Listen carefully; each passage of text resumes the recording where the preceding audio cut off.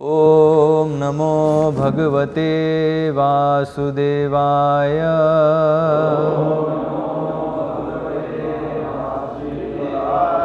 ओम नमो भगवते वासुदेवाय।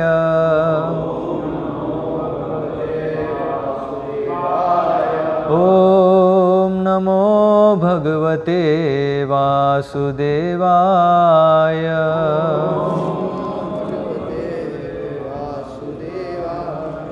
श्रीमद् भागवतम स्कंद 3 अध्याय 27 प्रकृति का ज्ञान श्लोक क्रमांक 20। क्वचित् तत्त्वावमर्शेण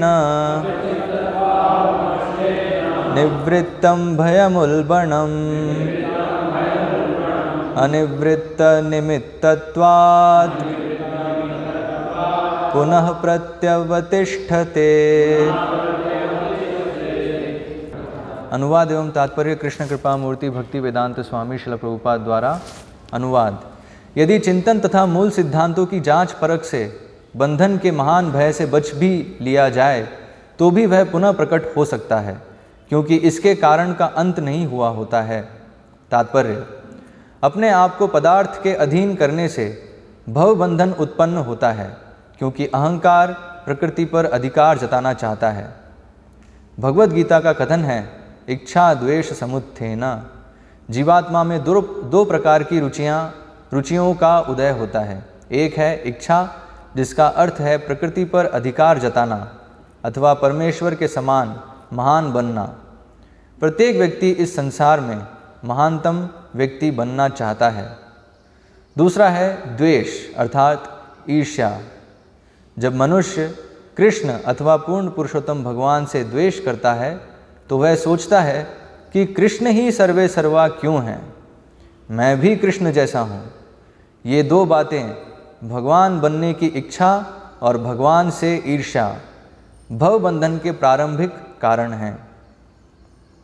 जब तक चिंतक मुक्ति का इच्छुक या शून्यवादी महान बनने, सब कुछ होने या ईश्वर के अस्तित्व को नकारने की कोई ना कोई इच्छा रखता है, तब तक उसकी मुक्ति का प्रश्न ही नहीं उठता। देवहूति अत्यंत बुद्धिमता पूर्वक कहती हैं, कोई भले ही सिद्धांततः विश्लेषण करते हुए यह कहे कि ज्ञान के द्वारा वह मुक्त हो गया है, किंतु वास्तव में जब तक कारण विद्यमान है तब तक वह मुक्त नहीं है। भगवद गीता पुष्टि करती है कि अनेक जन्मों तक ऐसे चिंतन के बाद जब मनुष्य अपनी वास्तविक चेतना को प्राप्त होता है और भगवान श्री कृष्ण की शरण में जाता है, तभी उसकी ज्ञान की खोज पूरी होती है। भवबंधन से सैद्धांतिक मुक्ति तथा वास्तविक मुक्ति के बीच में पर्याप्त अंतर है। भागवत का कथन है कि यदि कोई भक्ति के शुभ पथ को छोड़कर केवल चिंतन द्वारा वस्तुओं को जानना चाहता है तो वह वृथा ही अपना समय गंवाता है। इस प्रकार का श्रम केवल श्रम होता है, कोई अन्य परिणाम नहीं निकलता। चिंतन का श्रम रिक्तता में समाप्त होता है। यहाँ यह उदाहरण दिया जा सकता है कि धान की भूसी को कूटने से क्या लाभ, उसका चावल तो पहले से ही निकला रहता है। इसी प्रकार मात्र चिंतन से मनुष्य भवबंधन से मुक्त नहीं हो सकता, क्योंकि कारण तब भी विद्यमान रहता है। पहले कारण का निषेध करना होता है, तब कर्म निरस्त होता है। अगले श्लोकों में भगवान इसकी व्याख्या करते हैं। ओम अज्ञानतिमिरन्धस्य ज्ञानाञ्जनशलाकया चक्षुरुन्मीलितं येन तस्मै श्री गुरुवे नमः। श्री चैतन्य मनोभीष्टं स्थापितं येन भूतले स्वयं रूप कदा मह्यं ददाति स्वपदान्तिकं। वन्देऽहं श्रीगुरोः श्रीयुतः पदकमलं श्रीगुरून् वैष्णवांश्च। श्रीरूपं साग्रजातं सहगण रघुनाथान्वितां तं सजीवं साद्वैतं सावधूतं परिजनसहितं कृष्णचैतन्यदेवं श्रीराधाकृष्णपादान् सहगण ललिता श्रीविशाखान्वितांश्च। नमः ओं विष्णुपादाय कृष्णप्रेष्ठाय भूतले श्रीमते भक्ति विकास स्वामिनिति नामिने। नमः ओं विष्णुपादाय कृष्णप्रेष्ठाय भूतले श्रीमते भक्ति वेदांत स्वामिनिति नामिने। नमस्ते सारस्वते देवे गौरवाणी प्रचारिणे निर्विशेष शून्यवादी पाश्चात्य देशतारिणे। जय श्री कृष्ण चैतन्य प्रभु नित्यानंद श्री अद्वैत गदाधर श्रीवासादि गौर भक्त वृंदा। हरे कृष्णा कृष्ण कृष्ण हरे हरे, हरे राम राम राम हरे हरे। भौतिक प्रकृति के बंधन से मुक्त होना कितना कठिन है, तो उसकी व्याख्या यहाँ देवहूति माता कर रही हैं। पिछले 2-3 श्लोकों में हमने देखा कि कपिल मुनि से वह यही प्रश्न कर रही है कि क्या मुक्ति सही में संभव भी है। तो यहाँ आज के श्लोक में देवहूति माता कह रही हैं कि यदि चिंतन तथा मूल सिद्धांतों की जांच परख से बंधन के महान भय से बच भी लिया जाए तो भी वह पुनः प्रकट हो सकता है, क्योंकि इसके कारण का अंत नहीं हुआ होता है। तो यहाँ वे क्या कह रही हैं, कह रही है कोई सिद्धांत समझ सकता है कि हाँ हम शरीर नियम आत्मा हैं, जन्म मृत्यु के चक्र में हैं, आत्मा जो है वो पदार्थ से अलग है ना, ये सब कोई जान भी ले सिद्धांतिक रूप से, लेकिन फिर भी वो मुक्ति को वो मुक्त है नहीं कह सकते। मतलब ये पक्का नहीं है कि वो भवबंधन से मुक्त हो गया है। तो यह बताया है भवबंधन से मुक्ति, बताया भवबंधन से सैद्धांतिक मुक्ति तथा वास्तविक मुक्ति के बीच में पर्याप्त अंतर है। तो सिद्धांत बस अपने आप में समझना पर्याप्त नहीं है, उसको पालन करना फिर ज़रूरी है। तो यहाँ बताया है एक जो बद्ध जीव है उसकी जो इस भौतिक जगत में यात्रा है वो कैसे प्रारंभ होती है। तो प्रारंभिक अवस्था क्या है, इच्छा द्वेष समुत्थेन, इच्छा और द्वेष। तो इच्छा क्या है वो इच्छा, तो बताया इच्छा क्या है, भगवान के जैसा बनने की इच्छा। तो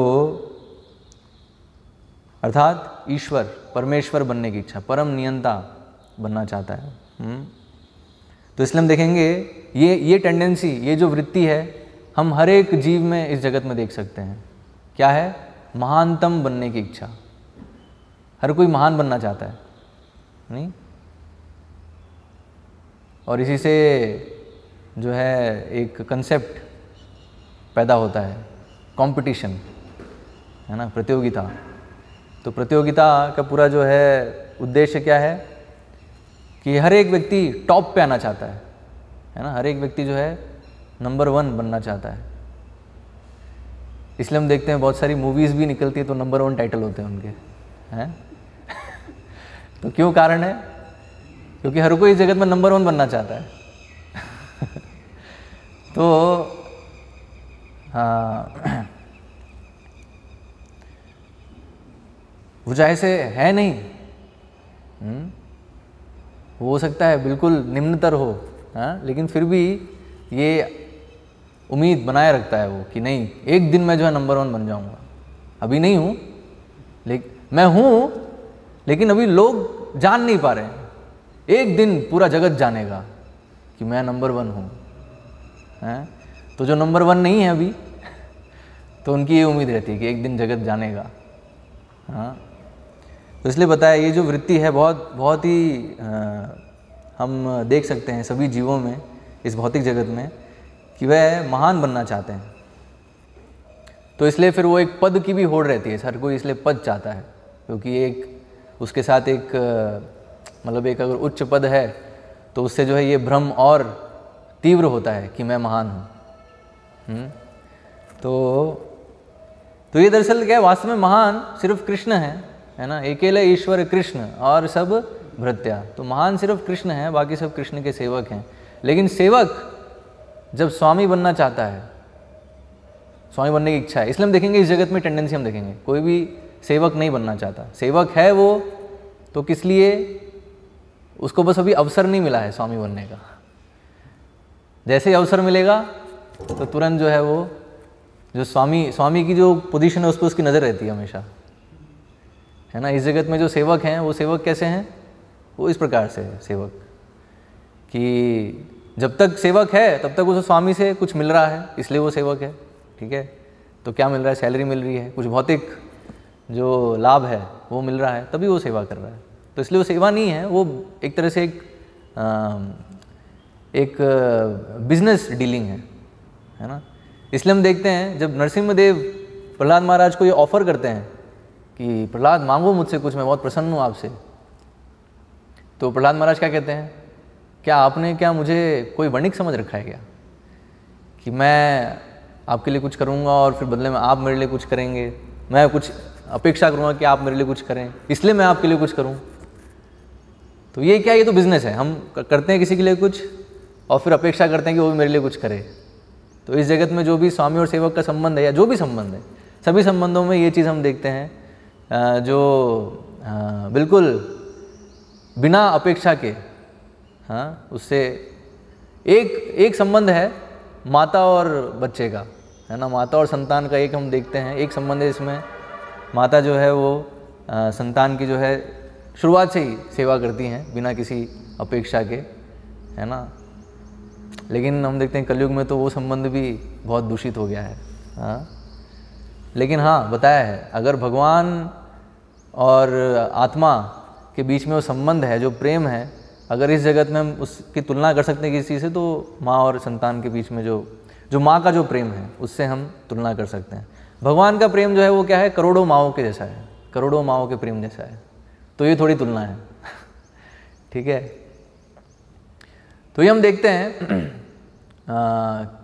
तो प्रहलाद महाराज इसलिए फिर कहते हैं क्या मुझे वणिक समझ रखा है आपने, मैं वणिक नहीं हूँ, मैं, हमारा और आपका संबंध जो है सिर्फ स्वामी और सेवक का है। तो प्रहलाद महाराज जी इसलिए मेरे को कुछ नहीं चाहिए आपसे। तो नरसिम्हदेव हालांकि ऑफर करते हैं कि प्रहलाद मांगो, मैं तुमसे बहुत प्रसन्न हूँ, लेकिन प्रहलाद महाराज कुछ भी नहीं मांगते हैं। और फिर भी नरसिम्हदेव जब बहुत फोर्स करते हैं, बहुत दबाव डालते हैं, नहीं कुछ मांगो मांगो, क्योंकि मेरा अगर दर्शन किसी को होता है तो ऐसा नहीं हो सकता कि उसकी इच्छाएं पूरी नहीं हो, हैं। जैसे बताया, अगर किसी बड़े व्यक्ति से आप मिलो तो वो आपको खाली हाथ नहीं लौटाएगा, है ना। तो इतना फोर्स करने पर प्रहलाद महाराज फिर एक चीज़ मांगते हैं, एक्चुअली दो चीज़ मांगते हैं। एक चीज़ मांगते हैं कि अगर मेरे अंदर कोई इच्छा बची है तो उसको भी ख़त्म कर दीजिए, ठीक है। मेरे हृदय में अगर थोड़ी सी भी अगर काम वासना बची है ना, थोड़ी सी भी अपनी इंद्रियों को तुष्ट करने की थोड़ी सी भी अगर इच्छा बची तो उसको भी आप नष्ट कर दीजिए, ठीक है। फिर दूसरी चीज़ क्या मांगते हैं कि मेरे पिता जो थे बहुत ही आसुरिक वृत्ति के थे, असुरवर्य, है ना, असुरों के नेता थे। तो उन्होंने बहुत अपराध किए हैं, बहुत जो है गलत कार्य किए, तो उन सब पाप कार्यों के फल से उनको मुक्त कर दिया जाए, उनकी ऊर्ध्वगति हो, है ना, उसको क्षमा कर दिया जाए। ये चीज़ जो है फिर प्रहलाद महाराज मांगते हैं।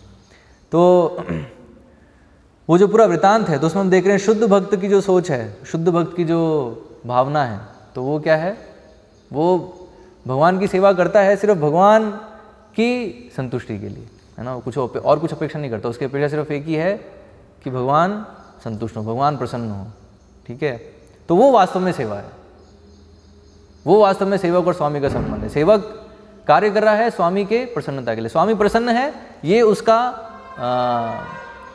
उसकी सफलता है, ये उसके जीवन की पूर्णता है अगर स्वामी उससे प्रसन्न है, ठीक है। तो इसलिए बताया वो जो संबंध है दरअसल कृष्ण के साथ ही संभव है। इस जगत में कुछ ना कुछ अपेक्षा हमेशा रहती है। इनफैक्ट हम देखते हैं कृष्ण के पास भी आते हैं लोग तो अपेक्षा रखते हैं, है कि नहीं।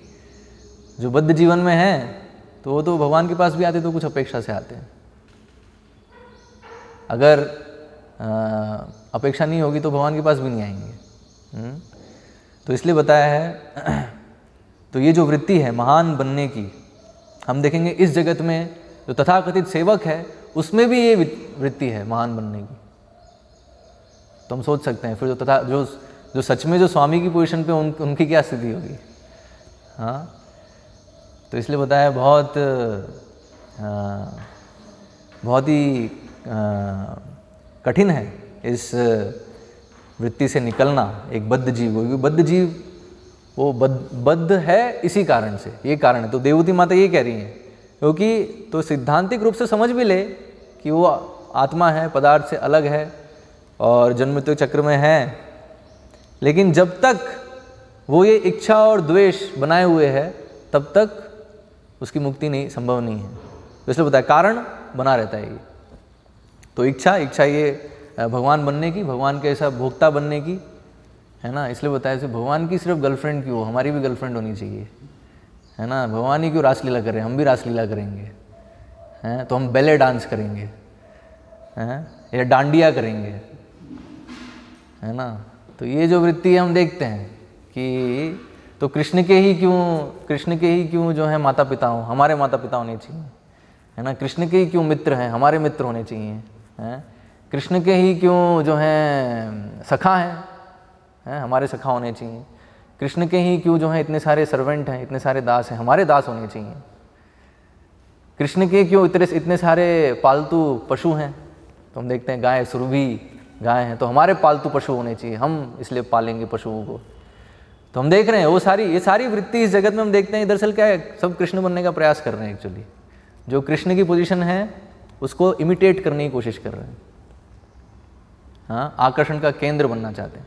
तो कृष्ण ही क्यों आकर्षण के केंद्र हैं, तो आध्यात्मिक जगत क्या है, वहाँ पर कृष्ण जो हैं वो केंद्र हैं, सब जो है मिलके कृष्ण की सेवा कर रहे हैं। तो कृष्ण इज अ सेंटर, है ना। कृष्ण जो हैं सभी के आकर्षण के केंद्र हैं, है ना।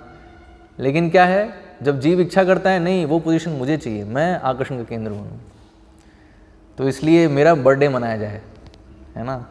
जन्माष्टमी कृष्ण का बर्थडे मनाते हैं, मेरा ही बर्थडे मनाया जाए, हैं। तो एक्चुअली हम देखते हैं वैदिक संस्कृति में जो है भगवान का जो अवतरण है उसे मनाया जाता है, उसमें जो है सेलिब्रेशन होता है, उसमें उत्सव होता है। लेकिन जो खुद का जन्म दिवस है, ये सब जो चीज़ें हैं, कोई मनाने वाली इतनी कोई प्रथा नहीं है वैदिक संस्कृति में। बस जन्म के समय बस वो ज्योतिष आता है, कुंडली देखता है, बस वो एक टाइम होता है जब थोड़ा सा जो है थोड़ा उत्सव जैसा माहौल रहता है। बाकी समय ऐसा कोई जो है, क्योंकि वैदिक संस्कृति में ये चीज़ बिल्कुल क्लियर है कि कृष्ण भोक्ता हैं, तो इसलिए सारे जो उत्सव हैं, सारे जो फेस्टिवल वाला जो वातावरण है वो सिर्फ जो कृष्ण से संबंधित जो तिथियां हैं उसी दिन जो है वो वैसा होना चाहिए। और अगर हमसे संबंधित जो तिथियां हैं उसमें अगर हम कर रहे हैं तो वही हमारी जो भोग वृत्ति है, हम कृष्ण को दरअसल इमिटेट कर रहे हैं, कृष्ण को हम आकर्षण का केंद्र बनना चाहते हैं। तो इसलिए बताया है वो जो वृत्ति है उससे निकलना बहुत ज़रूरी है। जब तक वो वृत्ति बनी रहेगी तब तक वो कितना ही महान दार्शनिक क्यों ना हो जाए, तो फिर वो ये समझ रहा है कि मैं बहुत महान दार्शनिक हूँ, तो वही महान बनने वाली वृत्ति बनी हुई है अभी भी। और फिर द्वेष, फिर बताया अब ये जो महान बनना है, अब वो उसकी वास्तविकता तो है नहीं, तो इसलिए फिर क्या है, फिर द्वेष नेक्स्ट जो है, मतलब ये साथ में आता है, द्वेष आएगा। क्यों? क्योंकि देख रहा है वो जो है मैं प्रयास कर रहा हूँ लेकिन हो नहीं पा रहा है, लेकिन सामने जो है वो कर रहा है। तो द्वेष बेसिकली क्या है, जब भी हम देखते हैं कि हमसे बेहतर कोई भी है ना, तो तुरंत जो है जलन मचने लगती है। तो वो द्वेष, उसे कहते हैं द्वेष भावना, कि दूसरे क्या है, पर उत्कर्ष असहनम, है ना। तो दूसरे का संतोष, दूसरे का जो है प्रगति असहनीय होता है, तो वही है। तो कृष्ण भोक्ता है, असहनीय, तो वही द्वेष, तो कृष्ण से द्वेष, और फिर कृष्ण से जो द्वेष है वो फिर बाकी जीवों के प्रति फिर प्रकट होता है, बाकी भी सब कृष्ण के अंश हैं। तो इसलिए अब वो जो अंश जितने मात्रा में कृष्ण के जो गुण हैं उसको प्रकट कर रहा है, तो कृष्ण महान है, इसलिए हम देखते हैं हम कृष्ण के अंश हैं, तो इसलिए कृष्ण के कुछ गुण हम में ही प्रकट होते हैं। जैसे हम देखते हैं ब्रह्मा है, तो ब्रह्मा एक ब्रह्मांड में सबसे महान जीव हैं, तो वो कैसे महान है, क्योंकि उनको जो है कृष्ण ने वो जो है पोजीशन दी है। तो क्या है, द्वेष। तो हम देखते हैं जो भी इस जगत में हमसे बेहतर है भौतिक रूप से, तो वो जो है उससे फिर द्वेष करने लगते हैं, क्योंकि वो प्रकटीकरण है, जो कृष्ण से द्वेष है उसी का प्रकटीकरण है। तो बताए जब तक ये दो चीज़ें हैं, जब तक कृष्ण जैसा बनने की इच्छा है और कृष्ण से द्वेष है, तब तक जो है वो इस भव बंधन से नहीं निकल सकता। इसलिए बताया जब जैसे ही ये दो इच्छा करता है तुरंत माया झपट लेती है उस जीव को, बताया जैसे ही जीव जो है भोग वांछा करे, माया झपटिया धरे। माया, तो इसलिए माया कौन है दरअसल? माया भगवान की छाया है, भगवान की परछाई है दरअसल, वो भगवान के साथ ही खड़ी है हमेशा। लेकिन वो किसके लिए है? जो भगवान की शरण नहीं लेते तो वो तुरंत माया उनको अपने शरण में ले लेती है। किस लिए? भगवान की शरण में वापस उनको ले जाने के लिए, उनको ये समझाने के लिए कि आप जो है महान नहीं हैं। आप देखो कितने महान हैं कि बार बार आपको जो है जन्म मृत्यु के चक्कर में घूमना पड़ रहा है? तो कहाँ कैसी महानता है कि काल के प्रभाव में है। तो आप नियंता बनने का प्रयास कर रहे हैं, लेकिन हम देख रहे हैं पूरा नियंत्रित हैं। तो इस तरीके से एक लॉन्ग टर्म प्लान है माया देवी का कि जितने भी जो ऐसे जीव हैं जो इच्छा और द्वेष कर रहे हैं, कृष्ण के ऐसा बनना चाहते हैं, तो उनको एक भ्रम क्रिएट करना कि हाँ देखो बन सकते हो कृष्ण जैसा, तुम्हारा भी देखो है, तुम भी केंद्र बन सकते हो, है ना। तुम्हारे माता पिता होंगे, तुम्हारे भी मित्र होंगे, तुम्हारे भी जो हैं रिलेटिव संबंधी होंगे, तुम्हारे भी जो हैं मतलब आप केंद्र रहोगे सबके आकर्षण के, सबके बीच के। तो ऐसी एक व्यवस्था माया देवी कर देती है। लेकिन बताया है, लेकिन उसको क्या है, उस व्यवस्था में उसको कष्ट ही मिलता है। तो इसलिए वो कहावत है ना, क्या है, जो भौतिकतावादी लोगों में बहुत प्रचलित है कि स्पेशली वो स्त्री संघ के विषय में है कि स्त्री संघ क्या है, ऐसी चीज़ है, मतलब ऐसा लड्डू है जो खाए वो पछता है और जो ना खाए वो ही पछता है वही शादी, वही है ना, वही तो अल्टीमेटली स्त्री संघ जो है, क्योंकि वो बेसिक है, वो सभी जितनी भी जो भोग वृत्ति है उसका बेसिक है। दरअसल बताया है जो मेन जो चीज़ है, कृष्ण से जो द्वेष है वो इसी चीज़ के लिए है कि कृष्ण की जो है इतनी सारी जो हैं गोपियाँ हैं, है ना, इतनी सारी गोपियाँ हैं, इतनी सारी रानियाँ हैं द्वारका में। तो वास्तव में जो है ये मुख्य द्वेष है जीव का जो कृष्ण के प्रति होता है। तो इसलिए बताया, तो इस जगत में फिर वही उस चीज़ को इमिटेट करने की कोशिश करता है। तो इसलिए हम देखते हैं इस जगत में भी जो स्त्री पुरुष आकर्षण है वो प्रमुख है। लेकिन हम देखते हैं ये इवन जो भौतिकतावादी लोग हैं उनको भी ये साक्षात्कार है कि वो ऐसी चीज़ है जिसने नहीं किया है स्त्री संग, तो उसके लिए वो लालायित रहता है, मैथुन सुख के लिए बेसिकली लालायित रहता है। लेकिन जैसे ही करता है तो फिर वो जो उसका जो पहले जो कल्पना होती है कि वो इसमें बहुत आनंद है, लेकिन उतना आनंद जो है उसमें नहीं है, वो बताया भ्रम है एक्चुअली। तो वो भ्रम उसका उस समय टूटता है, लेकिन अब क्या है, फंस चुके हैं। और ये इसलिए विवाह यज्ञ बताया है ना, एक्चुअली इसलिए बताया स्त्रियों के लिए सबसे बेस्ट प्रोटेक्शन है, सबसे बेस्ट अरेंजमेंट है, सबसे बेस्ट डील है कि जो है विवाह यज्ञ के अंतर्गत जो है एक पुरुष का जो है वो संरक्षण स्वीकार करें। पुरुष उस समय तैयार भी रहेगा संरक्षण देने के लिए। लेकिन बताया है अगर जैसे ये जो वास्तविकता है, जो भ्रम जब हटता है, तो फिर जो है पुरुष भी जो है इतना इंटरेस्टेड नहीं रहेगा। इसलिए हम देखते हैं ये बहुत बड़ी भ्रांत धारणा है, जो विचार है कि पहले जो हम साथ में रह के देखेंगे और अगर हमारी बन रही है तो हम विवाह के बारे में सोचेंगे। ऐसा कभी नहीं होने वाला है ना, ऐसा कभी नहीं होगा, क्योंकि बताया है जो शारीरिक आकर्षण है वो बस कुछ समय के लिए है, क्योंकि वो भ्रम है, वो रियलिटी नहीं है। तो लेकिन वो जो स्त्री पुरुष संघ है वो एक उच्च स्तर पे आ सके, वास्तविक प्रेम के स्तर पे आ सके, तो उसके लिए विवाह यज्ञ है। तो क्योंकि वहाँ से फिर सेक्रीफाइस चालू हो जाता है। तो वो जो है भोग की जो उसकी धारणा है उससे धीरे धीरे निकलने की व्यवस्था है दरअसल वो। तो हम देखते हैं जैसे ही संतान होते हैं तो फिर बहुत जो है तपस्या चालू हो जाती है। तो जो बच्चे हैं उनको पालना सरल नहीं है। हम देखते हैं माँ जो है वो रात में सो भी नहीं सकती है ढंग से, है ना, क्योंकि बच्चा जो है कभी भी रो सकता है, भूख लग सकती है उसको, कभी भी जो है वो जो है मलमूत्र त्याग कर सकता है।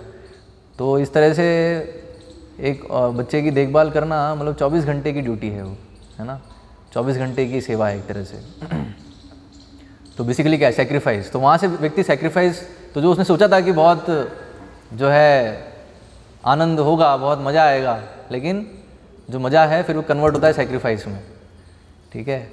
तो वहाँ से फिर वो समझता है मेरी एक्चुअल पोजीशन क्या है, मेरी एक्चुअल पोजीशन सेवक की है, क्योंकि वहाँ वो बन जाता है सेवक, ठीक है। वहाँ जो है वो जो है उसको पूरा परिवार का उत्तरदायित्व उसको संभालना है।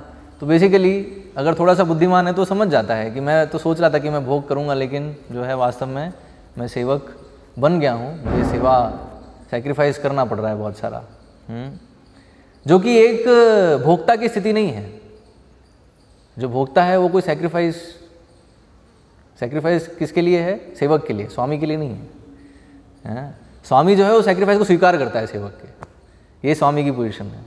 तो वो दरअसल कृष्ण की पोजीशन है वो, इसलिए बताए कृष्ण जो हैं, तो जो जानता है कि कृष्ण परम भोक्ता हैं तो वही शांति प्राप्त कर सकता है, और जो स्वयं भोक्ता बनने का प्रयास कर रहा है तो वो एक भ्रम में जीने का जो है प्रयास कर रहा है, जो कि उसके कारण उसको क्या है, हमेशा अशांत स्थितियों से मिलेगी।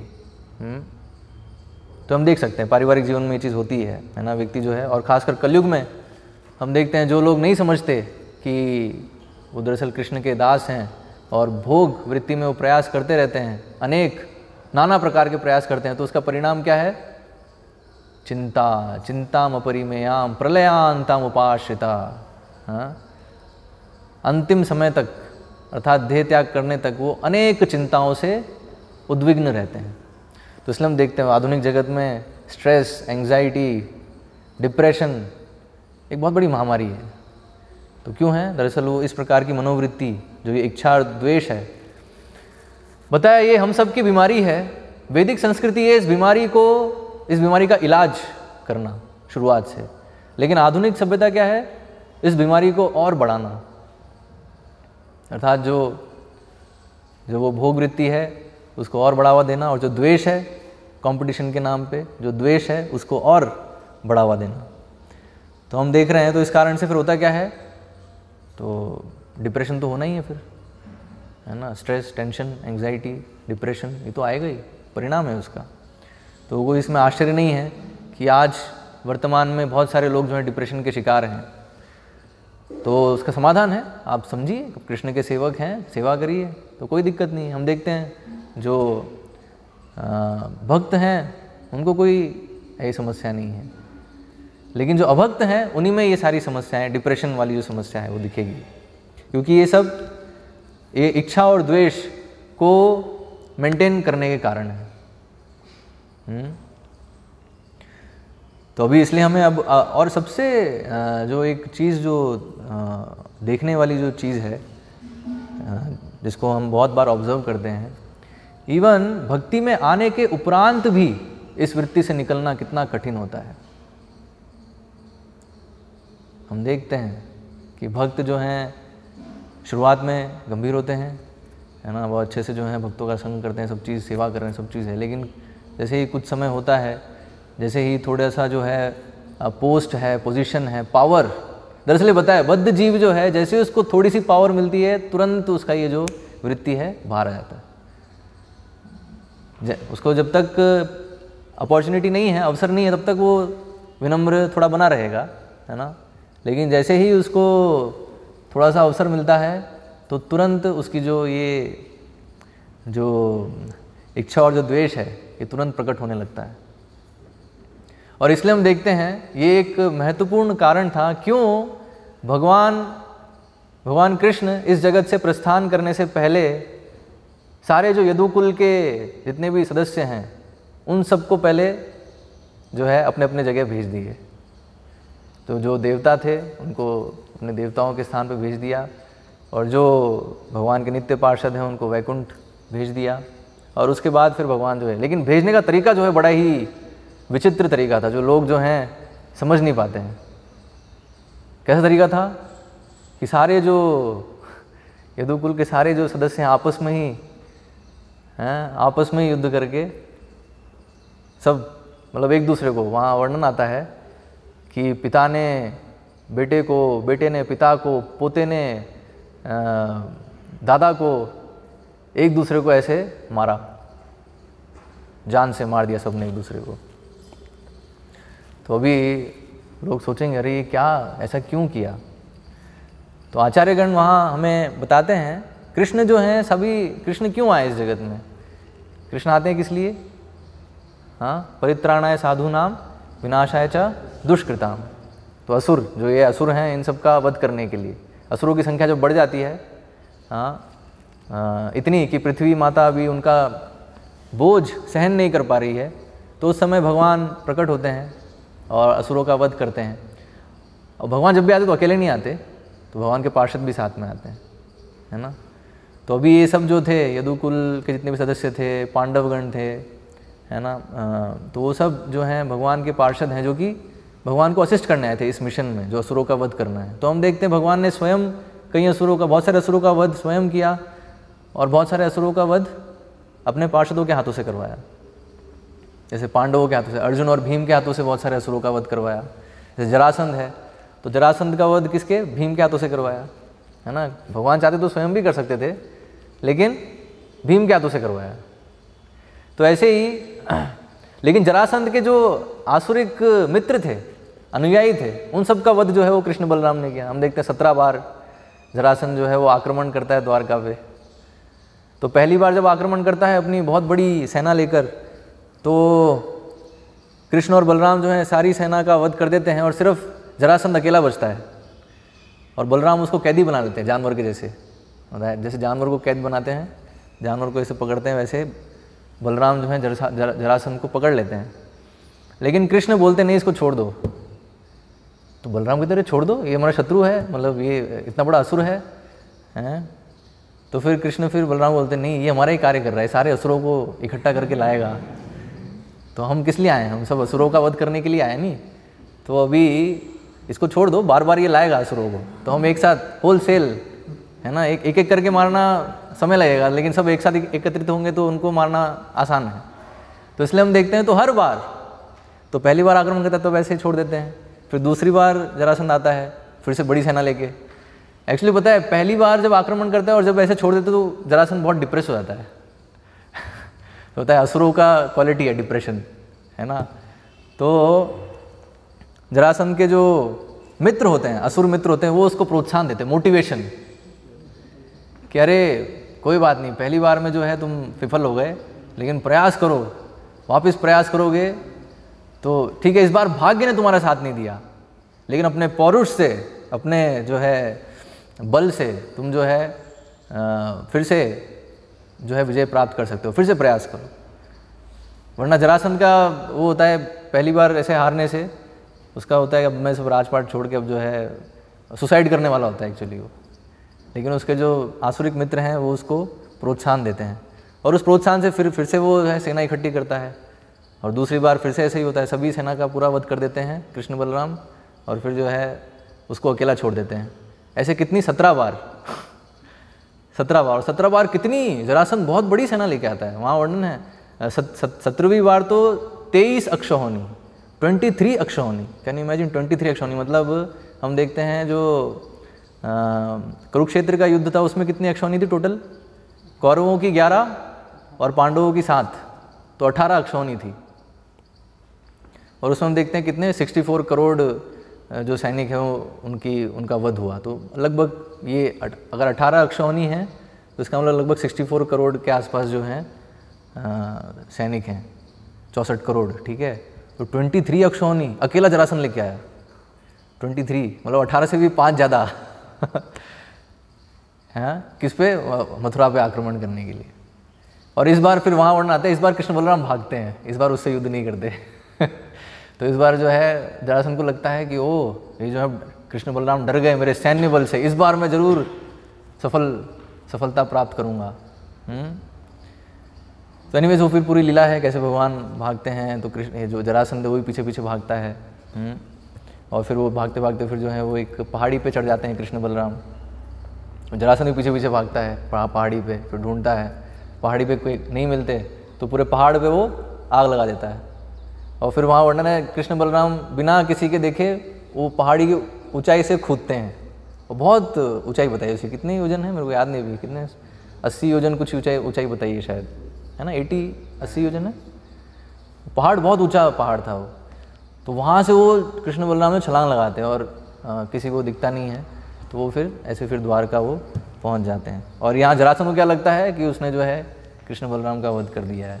लेकिन असुर हमेशा जो है इसी ताक में रहते हैं कि किस तरह से भगवान को मारना चाहते हैं हमेशा वो। तो एनीवेज, तो ये पूरी लीला है। तो इसमें हम देखते हैं कि भगवान जब आते हैं तो असुरों का वध करने आते हैं, तो इसलिए उनको फिर जो है तो सारे जो है सदस्य भी हैं तो वो उनको असिस्ट करते हैं। लेकिन जब सभी असुरों का वध कर दिया उसके बाद भगवान ने फिर विचार किया, लेकिन अभी भी जो है एक खतरा है। तो क्या है, यदुकुल जो है अपने आप में एक खतरा है। तो क्यों है? क्योंकि उनसे शक्तिशाली और कोई है नहीं। देख रहे हो कि वो भगवान के पार्षद थे सब, तो अभी असुरों का वध करना है तो असुरों से ज़्यादा शक्तिशाली होना है, तो वो अपने आप में बहुत शक्तिशाली थे सब। तो इसलिए दुनिया की मतलब ब्रह्मांडी कोई शक्ति उनको जो है उनका वध नहीं हो सकता था किसी भी तरीके से। सिर्फ एक ही तरीका था, वो आपस में अगर मारे एक दूसरे को तभी मर सकते हैं, अन्यथा कोई और तरीका नहीं है। और अगर ये नहीं, अगर मान लो भगवान इनको छोड़ देते पीछे तो क्या था, तो ये एक चीज़ भगवान साफ साफ देख रहे थे कि ये लोग अपने शक्ति के घमंड में आसुरिक वृत्ति इन्हीं की हो जाएगी। तो बताया असुर का क्या लक्षण है, पफ्ड अप, है ना।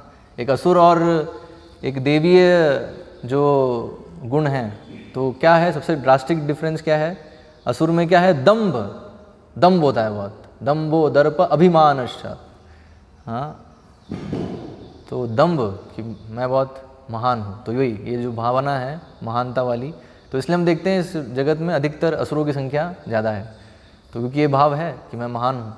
तो ये भाव जो है जैसे ही आ जाता है फिर वो कुछ भी करने से कतराता नहीं है, वो कितना भी जो है घृणित कार्य कर सकता है। तो इसलिए हम देखते हैं असुर जो हैं कोई भी घृणित कार्य करने के लिए बिल्कुल भी हिचकिचाते नहीं हैं, हाँ, कितना भी जो है वो घृणित कार्य कर सकते हैं।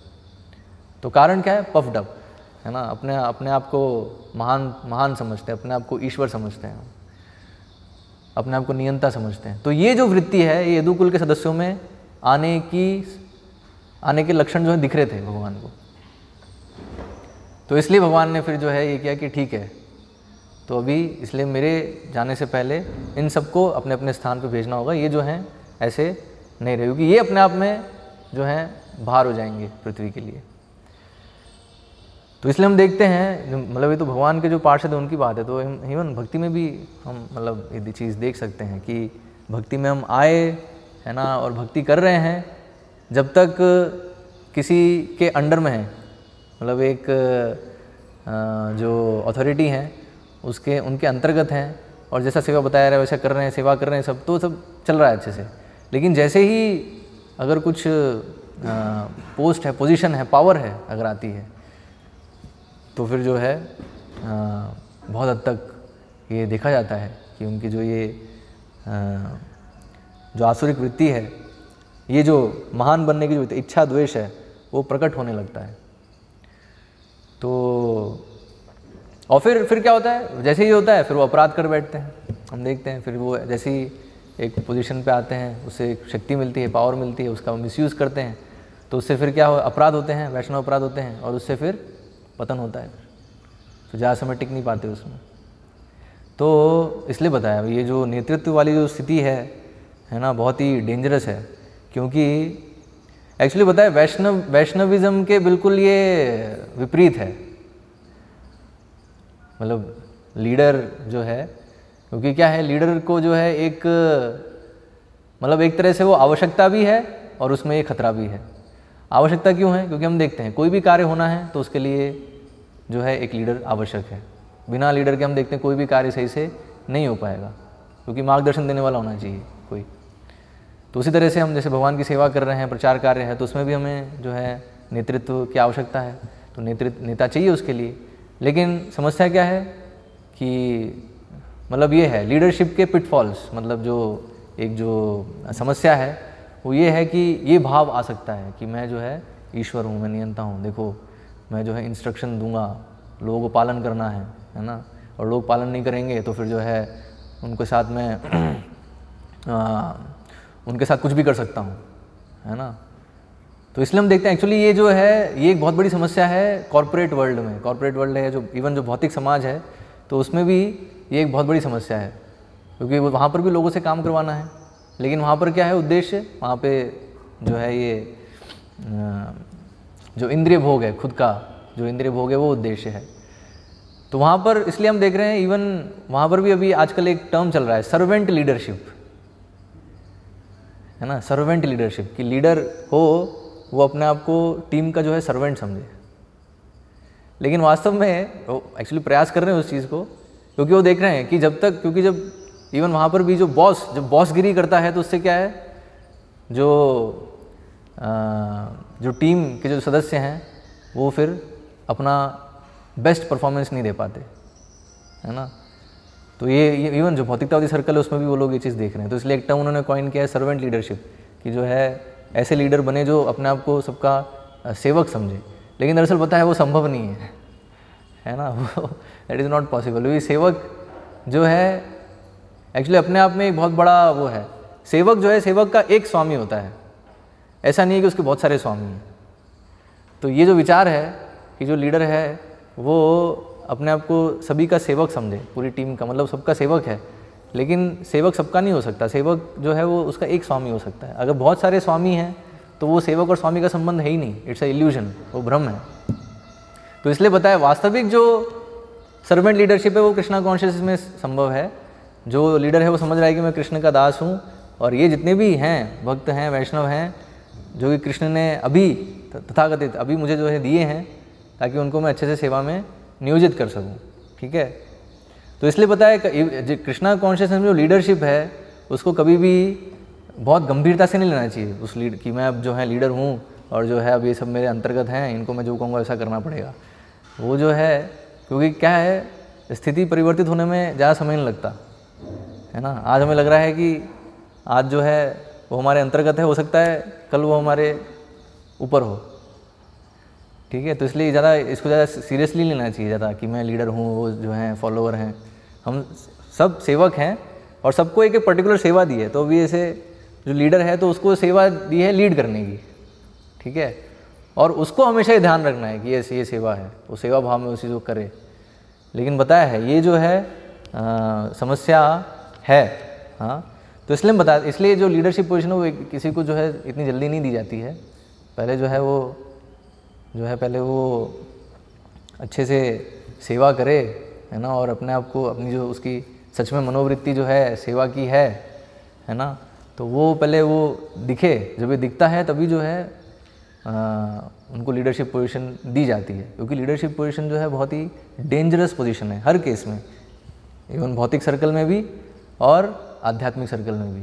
बताया है जो लीडर है उसको अपने फॉलोअर्स के क्या है, एक छठा भाग जो है, जो भी फॉलोअर्स के जितने भी दुष्कर्म होंगे उसका एक छठा भाग जो है उसको लेना पड़ता है। तो इसलिए हम देखते हैं नेतृत्व वाली पोजीशन बहुत डेंजरस पोजीशन है। इसलिए वहाँ रामायण में वो आता है ना वर्णन, रामायण में एक कुत्ते की कहानी आती है ना, कुत्ता जो है न्याय के लिए आता है भगवान राम के पास। टाइम हो रहा है, ठीक है। तो वहाँ हम देखते हैं तो कुत्ता जो है उसको जो है दंड मिलता है, मतलब उसके ऊपर जिसने अन्याय किया होता है तो भगवान राम ही पूछते हैं कि ठीक है इसको क्या दंड देना है। तो कुत्ता क्या बोलता है, इसको मठाधीश बना दो, क्योंकि मैं ही पिछले जन्म में मठाधीश था और मेरे से बस थोड़ी सी गलती हो गई थी एक त्रुटि। मैं तो सारे नियम पालन कर रहा था, सब, मैं बिल्कुल भाव भी ठीक था, लेकिन जो है एक त्रुटि हो गई तो उसके कारण मुझे कुत्ते का जन्म मिल गया अभी। और ये तो इसकी तो इंद्रिया पूरी अनियंत्रित है ना, ये तो इसको मठाधीश बनाओगे तो फिर बहुत सारे जो है कुकर्म करने वाला है, और उसके कारण इसको जो है तो इसलिए बताया इस जगत में सब जो है नेता बनने के लिए, लीडर बनने के लिए बहुत जो है लालायित रहते हैं, लेकिन वास्तव में बहुत डेंजरस पोजीशन है, क्योंकि उसके साथ नेतृत्व के साथ पावर आती है, और जो बद्ध जीवों पावर को देख के आकर्षित होते हैं, लेकिन दरअसल उसके साथ रिस्पॉन्सिबिलिटी भी आती है, उत्तरदायित्व। और वो उत्तरदायित्व जब नहीं निभाते तो वो जो है वो पोजीशन बहुत डेंजरस हो जाती है, वो उसका फिर पतन का कारण बनती है। तो इसलिए बताया तो इसलिए देवती माता इसलिए कह रही हैं कि देखो हो सकता है, हम देखते हैं कि वो बहुत, उसकी समझ बहुत अच्छी है, बहुत उन्नत है, सब कुछ है, लेकिन फिर भी ये डेंजर, ये जो अंत है, ये जो कारण है, अंत तक बना रहता है। हाँ, तो इसलिए क्या रियली संभव है मुक्त हो पाना? तो ये देवती माता जो है प्रश्न कर रही हैं कपिल मुनि से। तो कपिल मुनि जो है आगे जो है अगले श्लोक से उत्तर देना प्रारंभ करेंगे कि हाँ संभव है, लेकिन उसके लिए जो है प्रोसेस फॉलो करना पड़ेगा। तो प्रोसेस क्या है वो पूरा जो है कपिल मुनि आगे समझाएंगे। ठीक है, तो हम यहाँ पे विराम देते हैं। हरे कृष्णा। श्रील प्रभुपाद की जय, श्रीमद् भागवतम की जय। किसी को कोई प्रश्न? सब क्लियर है? जो आपने बताया कि ये सब चल रहा है, एक लीडर को जो है सेवक समझ करके उसी प्रकार से कार्य करना चाहिए। यस, ये पॉसिबल नहीं है। मतलब भौतिक सर्कल में पॉसिबल नहीं है, सिर्फ आध्यात्मिक मतलब कृष्णा कॉन्शियस में ही संभव है, क्योंकि वो समझ रहा है कि मैं कृष्ण का सेवक हूँ। ठीक है, और उस तरह से कृष्ण के संबंध में फिर सभी वैष्णवों का सेवक हूँ।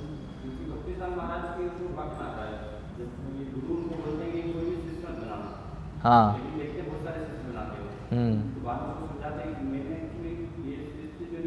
यस यस,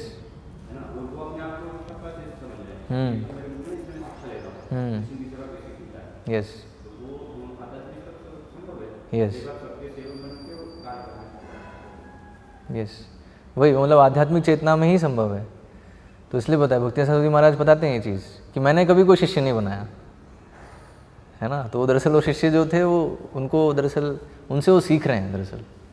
हाँ, और फिर बताया है गुरु, तो वैष्णविज्म में जो गुरु की पोजीशन है वही बताया, वो एक एंटी थीसिस है। वो वैष्णव का जो पूरा जो सिद्धांत है उसके थोड़ा वो विपरीत लगता है, लेकिन है नहीं, क्योंकि उसकी आवश्यकता भी है, क्योंकि जो है वो एक सेवा है। सेवा के रूप में मतलब शिष्य की जो गलतियां हैं, शिष्य की कमियां हैं, उसको दिखाना, उसको समझाना, ताकि वो अच्छे से भगवान की सेवा कर सके। तो इसलिए बताया कृष्ण जब केंद्र में है तभी संभव है वो चीज़, सर्वेंट लीडरशिप वाली जो चीज़ है। तो वो मैं इसलिए बता रहा था, भौतिकतावादी लोग भी इस चीज़ को सोच रहे हैं, एटलीस्ट वो इस चीज़ तक आ पा रहे हैं, लेकिन उनको क्लू नहीं मिल रहा है कि वो संभव कैसे हो पाएगा। भौतिकतावादी लोगों के साथ यही समस्या है, वो थोड़ी समस्या समझते हैं और उसका सॉल्यूशन भी कुछ हद तक समझते हैं, लेकिन सॉल्यूशन रियलिटी में इम्प्लीमेंट हो पाए वो उनको रास्ता नहीं पता है। तो वो चीज़ है। तो हाँ, तो यस, तो जो कृष्ण भावना में जो गुरु भी हैं, तो इसलिए बताया गुरुगिरी नहीं करनी है ना, कहीं गुरुगिरी करते हैं तो उससे जो है वैष्णव जो है उससे वो मुक्त रहते हैं, रहना चाहिए। ठीक है, तो यहाँ हम विराम देंगे। हरे कृष्णा।